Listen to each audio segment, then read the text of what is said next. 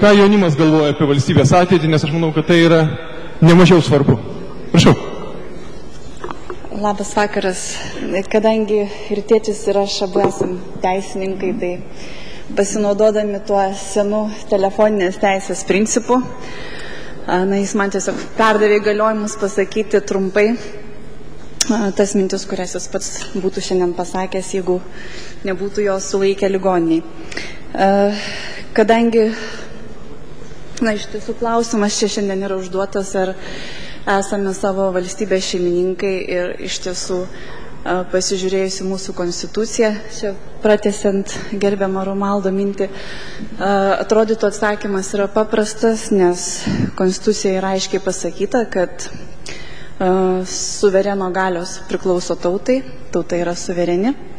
Taip pat konstitucija yra pasakyta, kad valdžios įstaigos tarnauja žmonėms. Ir kaip jau buvo paminėta, konstitucija yra tiesiogiai taikomas aktas. Tai reiškia, kad tai nėra tik deklaracija, o kad kiekvienas iš mūsų bet kurioje situacijoje gali remtis šiomis konstitucijos nuostatomis.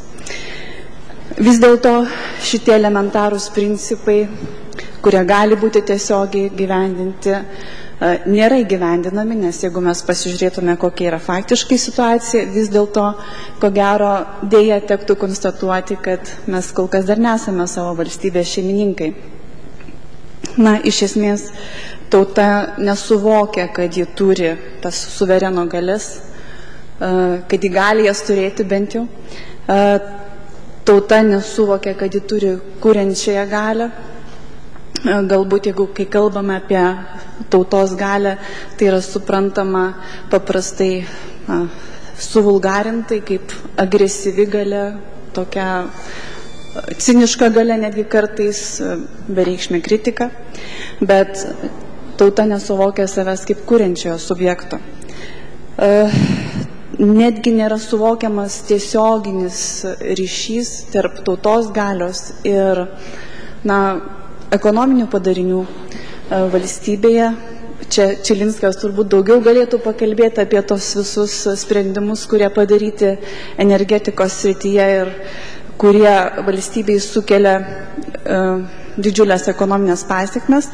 Vis dėlto tauta į šios sprendimus išrinktųjų reaguoja taip, tai esame mes, reiškia tie leidžiantis save valdyti, ir yra jie, tas elitas vadinamasis, kuris sprendžia. Ir nuolatos sukuriame tą priešpriešą tarp tų mes ir jie.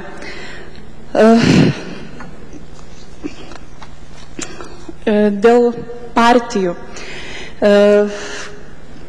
Tikriausiai kokios partijos bebūtų valdžioje, kaip besikeistų jų pavadinimai ar sudėtis, ar netgi dabar čia jau ir nepartinių įvairiausių judėjimų su užslėptais partiniais interesais atsiradę.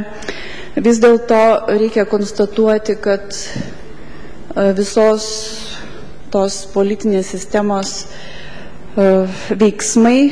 veikimas nekyla iš tautos valios. Taigi, kaip mes bereformuotume, jeigu tai nekils iš tautos valios, kokia partija beatsirastų, iš esmės ji taps tik tai dar viena kažkokia interesų grupė. Ir klausimas, ką daryti, čia jau nekartą buvo užduotas.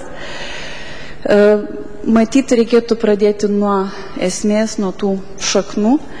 Tai yra, tauta vis dėlto turi pajausti savo jėgą, tai yra būtent kuriančiąją jėgą.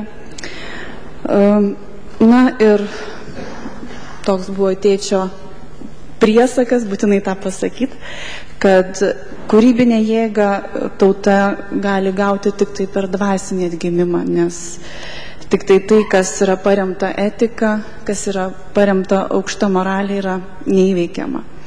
Tai tiek